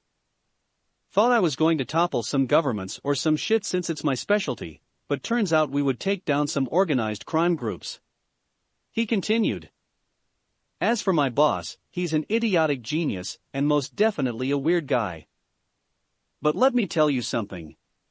He added seriously. "My boss is 1,000 times worse than anything Green Dude can do." "I highly doubt it." Bruce countered with a scoff. "Let me tell you something important, document," Eric said while looking at the rearview mirror and staring straight into Banner's eyes. "You're not special, Doc. There's a whole other group of people that's capable of wiping the shit of the green guy." Bruce knew that as well informed as he was, he doesn't know everything. However, even if that's the case, he can't believe that someone out there can defeat the epitome of rage and strength. The more worrying thing, though, was if it's true this person has some sort of interest in him since he sent one of his guys to help him apparently. Eric was 20 minutes into driving towards the harbor when something finally happened. He noticed 3 SUVs closely following behind them. That's not what worried him. It's the fact that these SUVs are heavily armored and look like it's built for ramming stuff. With how corrupt the local law enforcement was, he's not surprised that the cars could make it inside the city. "Hey, Doc," Eric called out. "We got company. There are noise-canceling headphones and a blindfold under your seat if you want it." Bruce rapidly turned to look behind the car, and he saw the black car following them. He took 3 calming breaths to make sure his heartbeat doesn't rocket up. "No. It's better not to have those on," Bruce replied. "Can you lose them?" "No idea, but my boss said to press the red button if a car chase happens, so we should be good," Eric answered. "You mean the big red button with 1,000 crossbones and do not press signs at the dash?" Bruce said sarcastically. "That's reassuring." He continued sarcastically. "Don't worry about it. The blonde bastard just wants to play around." Eric brushed it off. 2 minutes later, the SUVs finally made their move. One of the cars rushed past them while the other one blocked his left side, leaving one behind them. They're obviously trying to box them in. The passenger side window of the car beside them rolled down, revealing a goon that opened fire at them. Eric tried to face away from the inevitable rain of broken glass hit him, but to his surprise, the bullet just bounced off of the glass. No webbing, no cracking, no chipping from 5.56 rounds. "Fuck yeah!" Eric exclaimed. Rio de Janeiro, Brazil. February 21, 2010, 0530H local. A few kilometers away from Eric and Bruce being surrounded by the SUVs, 2 figures can be seen sitting on top of one of the favelas. These are Naruto and Chala. Naruto is eating a ramen cup while Chala is holding a pair of overpowered binoculars and watching the situation unfold. "So, explain to me again why we're not helping them," Chala asked. Because this is an audition or test or any other stuff you want to call it. Naruto answered after sipping from his ramen cup. Besides, don't you want to see what the prospective black leopard can do? I'm not sure if Baba would accept my cousin, and even if he does, there's only a small chance a second warrior would be approved. Chala answered. There has only ever been one protector of Wakanda, and it's the Black Panther. The elders would raise an uproar for countering traditions. Traditions have to start somewhere, and this might be the start of a new one. Naruto countered before activating his Sharingan. Relax and enjoy the show. You don't want to miss anything. Chapter 72, The Hunt in Rio Part 2. Rio de Janeiro, Brazil. February 21, 2010, 0600H local. When the guy shooting the gun saw the bullet bouncing off harmlessly, he called in his radio for a different approach. The three cars started close in on them, making their ride a lot rougher. Told you it would be a rough ride, Doc. Eric shouted behind him. Yeah, I heard you the first time. Bruce replied while holding onto his seatbelt for dear life. He took a series of deep breaths while looking into his sports watch. It's quite concerning to see the numbers hovering around 160 BPM on it. It isn't doing good for my heart rate though. Just hold it in, Doc. I wouldn't want for you to transform while inside the car, would we? Eric asked sarcastically. It's not the same as holding in a deuce. Bruce deadpanned. A few moments later, Eric had enough of the bumpy ride. He slammed on the brake, effectively pushing the car behind him. This gave him enough room to tap the back wheel of the car beside him, sending it to a tailspin. The box-in maneuver was broken, so he took a sharp right turn at the next intersection. This would take him away from the port, but that plan was basically toast now. Eric looked at the rearview mirror and saw two of the three SUVs still following them. But this time, three cars are added to the chase. Three massive matte black mine-resistant ambush-protected vehicles, or MRAP. This behemoth of a car is the more agile cousin of the tank without shooting high-powered explosive rounds. Seeing these cars chasing you at 80 km per hour in the narrow Brazilian streets would make anyone else quake in their boots. Not Eric though. He thrived in high-stress situations. Seek it out even. Close your eyes, Doc, and hold on tight. We're going a bit faster. Eric warned before flooring the accelerator. He was expecting a quick acceleration or something more exciting, so he was disappointed when he barely felt any kick. Damn it. You reinforced the frame and swapped the glass, but didn't bother with upgrading the engine. He exclaimed. The former SEAL didn't panic though. He used the lack of acceleration and speed to his advantage and weaved left and right through the favela's narrow and busy streets. Eric was able to stay ahead of his chasers for quite a while, but his luck and skill could only get so far. A few minutes later, the convoy of black cars is almost catching up to him. He was thinking about what H would do next when his radio blared up. How's it hanging? You alright? Naruto's voice asked. You cheap motherfucker. Can't you have chosen something a little better than this piece of crap? Eric exclaimed. You won't exactly blend in if I gave you a Lumbo, won't you? Nobody can see the engine. Hey. I upgraded the shit out of it. No, you didn't. It's the big red button, you ungrateful bastard. You mean the one that says do not touch? Yup. Naruto cheerfully replied. If you open up the engine locks though, expect the car to break down in 10 minutes. I don't want to leave behind advanced tech, but I used some old school stuff like NOS and superchargers. The engine can't handle that much shit though, so it would blow up if it runs for at most 15 minutes. Motherfucker. I can hear you smiling. You're watching, aren't you? While eating ramen. Naruto answered with a grin. Oh, you should know that the ship already left. Ross pulled some strings and made the captain leave early. So, what's the plan now? I can arrange a ship from Panama in a week, Salvador in 5 days, Sao Paulo in 2 weeks, or you could make your own way. No. I'll make something happen. I still have my contacts around these parts. So, it's your game. No problem. Naruto replied. Can you hand the earpiece to the good doctor? Sure. Eric removed his earpiece and handed it over to Bruce. Document. He called out. The boss wants to talk to you. Bruce gave an awkward nod and reached for the earpiece before placing it in his ear. Hello? Bruce greeted. Hey, Doc. How are you holding up? Alive, but that's not saying much considering. Bruce answered. Not me being ungrateful or anything, but who are you, by the way? I'm the guy that wants to get you out, so my name isn't essential. Naruto brushed off the question. What's important is what I want from you, right? Yeah. Bruce slowly replied. It's a straightforward reason, so a smart guy like you should know I'm telling the truth the moment I say it. Naruto stated.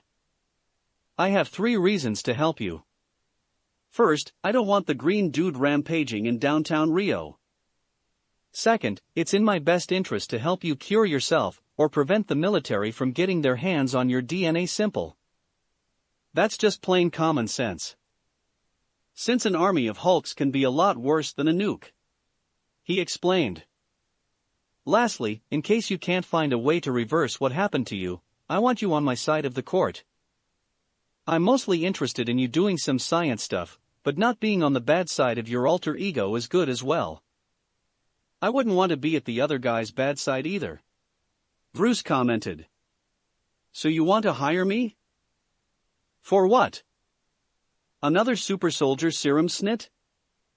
What? I don't care about that. That's old news. Naruto replied incredulously. I got a guy I want you to work with, but it's your choice since he's kind of an asshole. Other than that, you're free to do whatever you want. Somebody made the serum already? A working serum anyway? Oh, hell no. We just got the next best thing. Naruto answered cheerfully. Bruce took a moment to process that information. If you don't have an original serum or recreated serum, the next best thing to have is a biological sample from someone exposed to the serum and has bonded with it completely. The only known case of this was Captain Steve Rogers, Captain America himself. Cap was lost in the Arctic Circle, and even Howard Stark, with all his resources, can't find the guy. If he's heard this correctly, Steve Rogers is found and somewhat intact, or at least recovered a viable sample. You found the captain? Bruce asked incredulously. Something better. Naruto said in a mysterious tone. Anyway, that's for now. Can you give the earpiece back to Eric? Sure. Bruce removed the earpiece and handed it back to Eric. Eric took the earpiece and placed it in his ear. Yo! Eric called out. If you have to abandon the car for some reason, go to the northern warehouse districts. There's a car just outside the number 34 warehouse. Naruto said after taking a sip of the ramen broth. You'll have backups there, so don't engage hostiles after you reach the general area. Your primary objective is to get the banner out of there. The backups can also handle the other guy in case he shows up. Where the hell do you find these guys? Eric asked incredulously. You know what, I don't want to know. He amended. I'm busy right now. I need to go. Sure. Enjoy. Naruto ominously said before closing his connection. Eric looked at the rearview mirror and saw the convoy dangerously close. He looked at the street signs and made a mental map to the warehouse district, prioritizing narrow and crowded streets to slow down the huge vehicles following them. But even then, it would take at least 30 minutes to get there, and that's not accounting for the rush hour traffic. Fucking hell. I guess I'm pressing the big shiny red button. Eric mused out loud. You got a timer in that fancy watch of yours, Doc? Yes. What do you need? Bruce questioned. The moment you feel the car accelerate, I need you to start a 9-minute 30-second and a 14-minute timer. I'll start a countdown of my own. Eric answered. His training is kind of forcing him to create redundancies. Eric drove around for a few more minutes, waiting for the convoy to catch up to them and make their first move. He was not disappointed since one of the MRAPs moved ahead of the convoy and accelerated towards them. Right when they were about to ram into them, he pressed the red button. The reaction was almost instantaneous, and the front of the rusty Pinto rose due to the acceleration. This, of course, surprised Eric and Bruce as well as everyone outside. Now this is what I'm talking about. Woohoo! Eric exclaimed. No. Breath in, breath out, breath in, breath out. Bruce repeatedly said, just like a mantra. They quickly left behind their tail. Eric decided to head straight to the warehouse district to get the other car and to minimize the possibility of his passengers suddenly changing. He could already see the greenish hue crawling up of Bruce's neck, so that's quite concerning. It was around 9 minutes after opening up the engine restrictions when the worst thing that could happen happened. Eric saw a helicopter chasing after them with a guy aiming an RPG straight towards them. Shit. Really? An RPG? Stupid motherfuckers.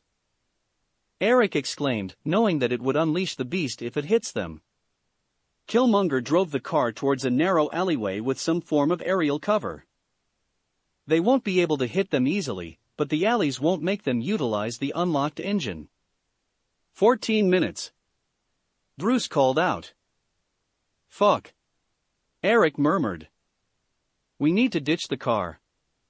It'll blow up. He continued while he parked the car at the side of the road.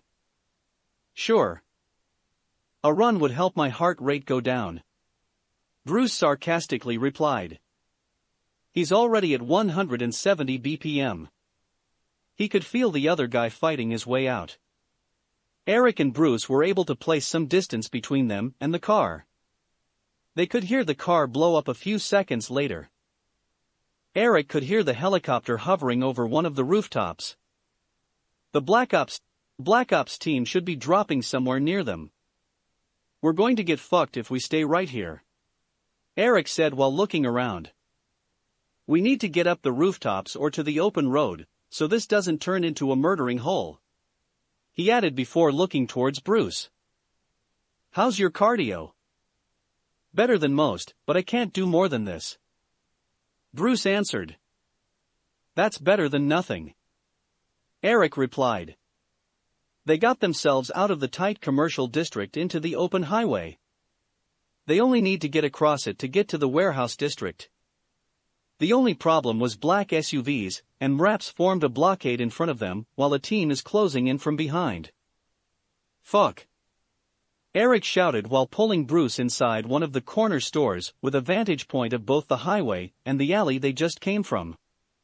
Bruce flopped down beside Eric with his eyes closed. He's trying to control his breathing to bring down his heart rate, but it's barely working. Eric could already see the enlarged green arteries running up Bruce's neck. It wouldn't take too much or stress to change him completely. Eric took a peek at the situation, and it's getting direr as time goes on. He pulled down his bandana to cover his face and checked his gear to prepare for a shootout. He's clearly at a disadvantage. Aside from the fact they're outnumbered and surrounded, he's using incapacitating rounds. Inject the tracker to Bruce and get yourself out of there. Eric heard Naruto order. What? Eric asked to clarify. Inject the tracker to Bruce and get yourself out of there. He's about to change. Aren't we supposed to stop him from changing in the first place? Yes, we should. However, the next best thing is to just get him out of the city with minimum damage. Naruto explained. Copy. Eric relented before pulling out an EpiPen-shaped object. This is the injector for a tracking device that should make it easier for them to find Bruce wherever he might end up. Sorry, document. I got to go, he said, causing Bruce to send him a questioning look. The other guy is about to come out, and I don't want to meet him just yet, he explained. This would enable us to find you, he continued before injecting it into Bruce's arm. The sudden jolt of pain caused Bruce's heart rate to rise above the threshold. He popped 4 smoke grenades to give them some cover. Eric picked up his gear and ran towards the back door. Eric calmly opened the door and smirked when his guess had been proven right. Standing outside the door is Emil Blonsky. Emil Blonsky was a former captain of the British Royal Marines. He's a 5 feet 7 inches, 39 years old, a Caucasian man with blue-green eyes. He should already be a colonel or higher when he left the armed forces, but he stayed as a captain. He reasoned that he would like to stay on the field with his men, but he's just a bloodthirsty battle maniac in reality. Blonsky left the employ of the Royal Marines when they started decreasing his missions due to his age, even after his more than stellar record. The lack of suitable challenge for his skill forced him to be a merc. That's the reason why he accepted Thunderbolt Ross's offer. Hunting down a man that could turn into a green beast machine should give him enough of a challenge. Blonsky was alone at the back exit because he had the men surround the place, leaving the back exit alone. Any person with enough brain cells would try to leave at the back, and he was not disappointed. The Killmonger, huh? Didn't expect to see you here, Blonsky said with a bored tone. You fell off the map 2 years ago. Well, I was waiting for your ugly mug to show up, Eric replied. I would love to chat, but I'm kind of in a hurry. Blonsky blocked Eric's path and drew his sidearm. You think I'll just let you go? Ross would cut my pay, Emil threatened. Oh. I know you won't, Eric answered right before a loud and intimidating roar came from inside the building. You just won't have enough time to do anything about it. Chapter 73, The Hunt in Rio Part 3. Rio de Janeiro, Brazil. February 21, 2010, 0700H local. Wow, Chala said in awe. I don't think I can last more than 5 minutes in a straight-up fight without a suit. Chala and Naruto are looking at the Hulk breaking through the storefront. Naruto had to admit that seeing the Hulk in person is a lot more intimidating than watching a video. 10 or so feet high with green skin and red-veined eyes. He took on more dangerous people, but the sheer primal force the Hulk is exuding is like facing a bijou for the first time, although a lot less pressure. Don't sell yourself short, Naruto started. You'll last 10 minutes before getting pounded to a pulp. Chala turned his head and looked at Naruto incredulously. You don't know how to talk to people, do you? Chala replied with a raised eyebrow. That's funny coming from you, mister. I'm always talking in an enigmatic whisper. Naruto countered, effectively shutting Chala up. How's the little princess anyway? You have a weird sense of when to start small talk, Chala commented, but Naruto just shrugged. He released an involuntary sigh. She's doing great. 10 years old and already finishing up her high school courses. I'm sure she would finish her college courses in 3 years. Maybe a doctorate in 4. What's that specialized course you guys have again? Wakandan parallel development in science and technology and a whole bunch of other things, but that's what I'm thinking she's going to take. Chala answered. Goddamn overachievers, Naruto remarked. Hey, that's my sister you're talking about, Chala rebuked before getting a bit more subdued. But she's really an overachiever. Naruto released a hearty laugh that Chala mirrored. The round of laughter only stopped when another roar came from the Hulk. Shouldn't you send the backup now? Chala asked. Not yet. Naruto reached for the handheld radio and opened up the line. Eric. How are you doing, buddy? Running. Eric briskly replied. What you want me to do now? I want to know how good of a shot you are. Naruto said. There's a billboard to your right. That should give you a great vantage point to snipe the Black Ops, dude. The ammo you gave me is kosher. What do you want me to do with it? Sow some confusion down there. We need to get them to back off for quite some time, and scaring the shit out of them would do just fine. They're special forces. They don't get scared easily. Not them, the general, or at least the people around him. Naruto corrected. Make enough trouble, and he has no choice but to regroup and wait out the storm. Even if he's a general, he still needs the military backing him. You're really an asshole, aren't you? Eric mused out loud. Fine, fine. I'm going to get on shooting. Thank you. Naruto said before dropping the radio. I should call my backup. Yes, you should. They won't last long. The Hulk would turn his attention to the civilian population not soon after. Chala replied. Naruto nodded before disappearing. Chala opened up his kimoyo beads that are projecting the battlefield a few kilometers away from them. This was done by a Wakandan satellite hovering over the area. This particular satellite is designed for his personal use and rarely checked by anyone else, so it's perfect for looking around. The Hulk is plowing through the Black Ops platoon. He's tanking the rain of gunfire and ripping through MRAPs and SUVs alike. He's attacking anyone and anything that catches its attention, giving particular interest to the people currently shooting. Blonsky's experience is working well for him. He was able to go through his magazines and 40mm grenade ammo without getting the big guy's attention. It looked like he had done this by firing at the same time as the others and hiding behind cover. How are they doing? Naruto suddenly asked. Chala put on his Black Panther helmet before turning around since he could feel that there's someone with Naruto. When he turned around, he saw a relatively tall woman with brown hair, wearing a full black tactical suit. She has 2 pistols hanging at her hips, along with a few short blades and magazines. However, her getup's most striking detail is 2 gray gauntlets shaped like a small kite shield. Based on the lines running through the shield and its unnecessary thickness, it should be able to extend to a usable shield.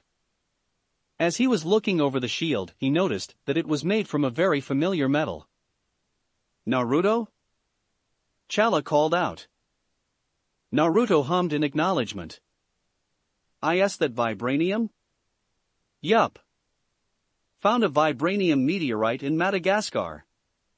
Had to purify the shit out of it though. Naruto replied. Chala had no choice but to nod. Wakanda has essentially claimed every vibranium found in the country. They had also placed strict and paranoid guidelines for taking as small as an mg of vibranium out of the country. If a piece of raw vibranium is found out of the country, they adopt a non-contact policy about it. War dogs would keep track of the vibranium, but would not interfere unless it could harm Wakanda. This is the same approach used when Howard Stark found a vibranium meteorite just outside of Wakanda. Anyway, this is... I want to say Miss America, but that's sexist. Captain Britain? Nah, sound like a cheap imitation. Naruto continued with his musing. His 2 audiences just ignored him and approached each other, trying to get a read. After a few seconds of stare down, the new arrival decided to break the silence. Prince Chala, I think it's only fair that I introduce myself since our mutual friend seems to be in his own world. The woman started. Hearing his name, Chala released an involuntary sigh. Of course, Naruto would blurt that secret out. With no point hiding his identity, Chala removed his mask to reveal his face. Depending on how extensive is Wakanda's knowledge on the world as a whole, you might have heard of me. She started. This caused Chala to skim through his memory, and the woman in front of him is triggering something, but he can't just seem to figure it out. I'm Margaret Elizabeth Carter. Peggy for short. Chala raised an eyebrow when he heard the name. Peggy Carter is a well-known figure, especially to the Wakandan royalties. This is due to her contribution to the Second World War and, more importantly, S.H.I.E.L.D.'s creation. However, as far as he's aware, Peggy Carter had died more than 2 years ago. Not to mention the fact that she's almost 90 years old. I have to say, I'm happy to see you alive and well, Ms. Carter. Chala greeted half-jokingly. Yeah. I have Naruto to thank for that. Peggy replied, giving Chala most of the information he needs. So, can you tell me how's the big guy doing? You should ask about the soldiers. They're getting pummeled. It's a wonder how they managed to last this long. Chala answered. We also have guys shooting them with incapacitating rounds from time to time. Peggy took only a second to process the information before turning around and tapping Naruto on his shoulder, causing him to turn around. Come on. I don't want the civilians to get caught in the crossfire. Peggy said. Okay. Just wait for a second. Wear your helmet in the meantime. We don't want to mess up with your big debut. Naruto replied before walking towards the radio. I'm going to drop the backup 50 m north of the battlefield, wearing an old-school tactical suit. Do you copy? Copy. It would be best if you hurried though. There are only 10 combat-ready men left. Eric advised. Ugh. I really thought someone like Blonsky would last longer. Naruto mused to himself before turning towards Peggy. Ready? Yes.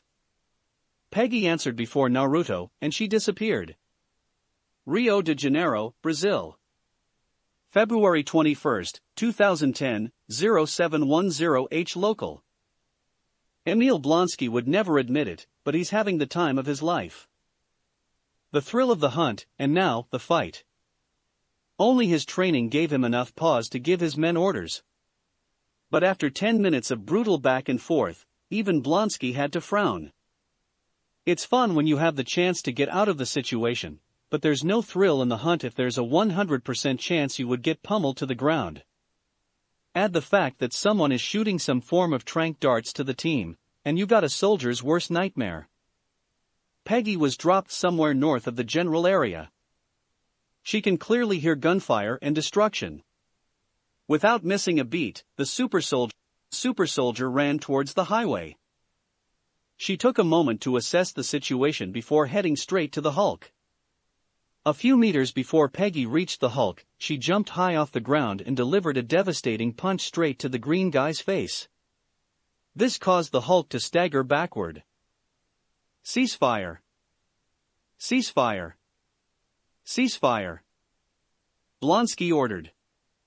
He has no idea if the person is a backup or not, but he wouldn't want to take any chances. Take the injured and the dead out of here. See if there are any usable cars in the area. Make sure not to get the target's attention. He added. The team quickly followed his order and opened up civilian cars in the vicinity, and they started loading the downed teammates. While this was happening, Blonsky decided to do some information gathering. He first took out a portable video camera from his pack and set it down on the ground while pointing to the fight. He also started to collect as much of the incapacitating bullets as he can find. Maybe Ross could find something about it, as well as the unexpected appearance of the Killmonger. It's not like Ross could punish Stevens publicly since Rio is a Black Ops operation. Sir, we're ready to go. One of Blonsky's men informed him. Blonsky took one last look at the fight before picking up the video camera and leaving. He's sure that Ross would turn red when he hears about it in the debriefing before focusing his attention on the apparent super soldier. The video would certainly give them some clues on the third party's identity. Peggy has been given quite the workout. More than what she usually experienced in field missions ever since she changed. However, this level is less than what she had experienced when Naruto trained her to get used to her new body. The female super soldier is using her speed to keep the Hulk's attention on her. She focuses on giving light strikes on her target's lower legs, especially the knees. This isn't enough to hurt the guy, but just enough to annoy and slow him down. When she noticed that the soldiers are out of the general area, she started with the final step to force the Hulk out of Rio. Peggy jumped a few meters back, placing some distance between them. She pulled out one of her pistols, a 7-round Desert Eagle with modified .50 caliber rounds. Naruto had given her 4 types of rounds that might work in driving the Hulk off the city. The first one is a sonic round. This would release a localized burst of high-frequency sound the moment it impacts. Secondly, a stink bullet is made from a concentrated skunk spray. The third bullet is a simple flash bullet. Finally, a spicy round that releases a cloud of capsaicin crystals on impact. She received 3 7-round magazines of each ammo type from Naruto. Peggy opted to use the spicy bullet first to see how the Hulk would react to a different kind of pain. She fired 2 rounds towards her target, one to the face and one to the chest. A white cloud of capsaicin crystals surrounded the Hulk, which immediately sent him into a coughing fit. He kept on scratching his face and throat, trying to get rid of the burning sensation. He can't even concentrate on the cause of the pain. Seeing the spicy bullet's effectiveness, Peggy pulled out her second pistol and changed its magazine to a sonic round. She fired a sonic round and a spicy round in succession every 20 seconds. She takes a step forward with each shot she takes, hoping to push the Hulk.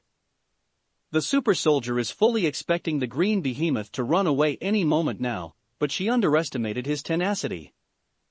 Having enough of the circumstance, the Hulk blindly rushed towards Peggy's direction.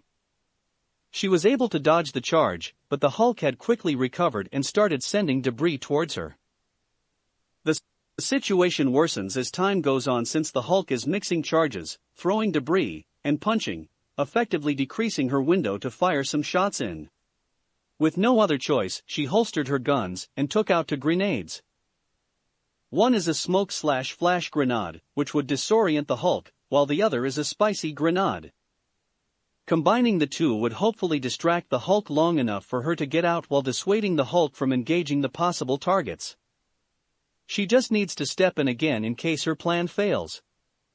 Peggy crouched to dodge a car thrown by the Hulk before sliding the grenades to his feet. Not 5 seconds later, the 2 grenades exploded. It started with a loud bang, and a bright flash of light before smoke and capsaicin crystals started covering a section of the highway.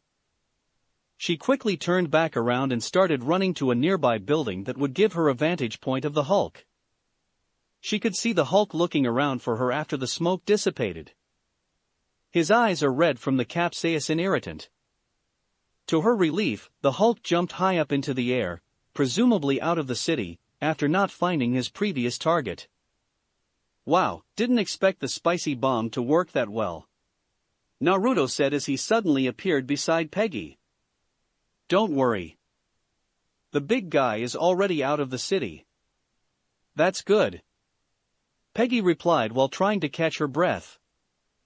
I think my theory that Banner is somewhere inside the Hulk has been confirmed. Peggy flashed Naruto a questioning look, prompting him to continue. Well, he started jumping to the north. Of all the directions to escape to, why north? Because that's where Dr. Banner was supposed to go, Peggy answered. Exactly, Naruto said with a toothy grin. Come on. Let's get you back. Steve must be worried right about now. Triskelion, Washington, D.C. February 22, 2010, 0900H local. Currently, Banner is in Guatemala. I have a guy with him that would help him back stateside. Naruto recounted the events in Rio, making sure to leave some key details. Like the presence of the Wakandan prince and the not-so-dead founder of S.H.I.E.L.D. And that guy is Eric Stevens, right? Fury asked while leaning back on his chair. Yup. And what about the super soldier? What soldier? This soldier. Fury answered while pushing a button on his desk. A video projected behind him showing Peggy fighting the Hulk. Even the getup looks a lot like the cap. Huh. Forgot about that part. Naruto stated with a straight face. Well, I found a super soldier and some vibranium lying around, so there you go. Before you ask, I'm not going to answer any question about the said super soldier. I need to know if somebody out there is creating an army of super soldiers. Fury stated with a stare. Only the usual attempts. Nobody even came close to a usable method. In fact, testing had dropped in the past year since some of the funds are funneled to the creation of an exosuit. Although Fury would never say it, he's released that Naruto's answer is in line with his intelligence report. Every country nation with a competitive military is currently working on recreating Tony Stark's Iron Man suit. This is due to the fact that creating a tech suit is more feasible than changing a body's physiology. It would also be more cost-effective and would give more benefits like flight and armor. Even the US has dumped $10 billion for its development alongside Hammer Industries. So, what's the payment this time? Fury inquired. I got something different this time. Naruto replied while reaching for something beside him. He pulled out a folder and placed it on the table. Fury took the folder and opened it before showing an involuntary frown. I want one of your prospective enhanced operatives to disappear and release a scientist from your employ. I think their names are Ava Starr and Dr. Bill Foster. That's it for this reading. Hit like and subscribe for a free ticket pass going to the different worlds of anime fanfictions. Looking forward to having you on board again.